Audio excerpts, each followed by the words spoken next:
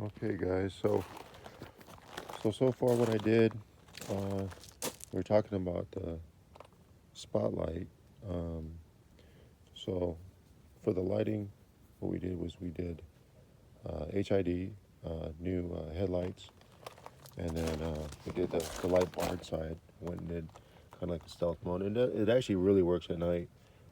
Even though it's got the honeycomb grill, the light does come through really well. So I was kind of concerned about that, but it did come out really nice. All these are functioning really well. Um, I live out in the middle of nowhere at nighttime, um, so I live in the mountains. So at nighttime it's hard to see, so I really wanted to just put some more lighting on it. And I didn't want nothing like on top of the car or on a lot of guys put mounted on the push bar, which is cool, but I just wanted to have a little bit of a cleaner look, do something different. I might even add um, like some fog lights on the bottom, maybe inside there, maybe another light bar. That would be easy. And as you can see on the license plate, there's a place where you can mount it. And so I got that done. And then the upholstery came out nice. I got to clean it up. It's pretty dirty right now because I have a dog, and Tilly, she sheds everywhere, so there's hair everywhere. So I gotta clean that up. And then I did the HID bulbs in it. I just had to go down because of the wiring issue. There was a wiring issue in this one. It wouldn't work. But I just kept the other ones for another Crown Vic. And they work really well. So the weird thing about this one is when you stop, it'll hyper blink, and then for about 4 seconds on both. So once you're going and you come to a complete stop, or you apply the brakes, it'll hyper flash, and then the brake will come on. So, and I think it's because the way they wired these interceptors, and I think it has something to do with it.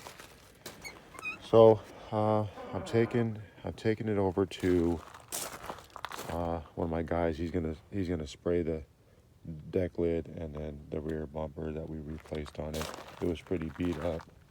So I just wanted to show you real quick how the spotlight came out. And so the spotlight came out really good. This was kind of a bear to put in, only because the metal housing in the back of the LED light was a little bit more in depth. The other one was a better fit, but this one is the aftermarket light. A lot of times when you get aftermarket parts, or you don't have the original product, you have a little bit of issue. So what you got to do is, when you remove this, all you do is you take out this piece here, or this little nut here, and then I use just a star wrench on it, and then you just remove that, and then you gotta counterclockwise a little bit, so you just slide it and it pops right off. I tried to pull it right out and it wouldn't work. It was in the locking position. So, and then the same way, you just pull the bulb out, and then there's a hot and a power, and it just wires right in. The only thing I had to do underneath it is just move the wiring out of the way. The wiring was getting in the way when I put it in, so I had to move the wiring on the side of it, and then pop it in. Super easy. And then it comes on. It's pretty bright, and it works really well. It's daytime, and that thing's blinding me, so it's hard to see on the camera. But yeah, that's all there was to it. It's a good upgrade. I think it's overpriced. It doesn't look bad, and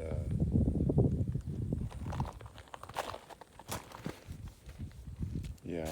But if you can find another way to purchase one of these, I would suggest that, because I think it's way too much for the spotlight.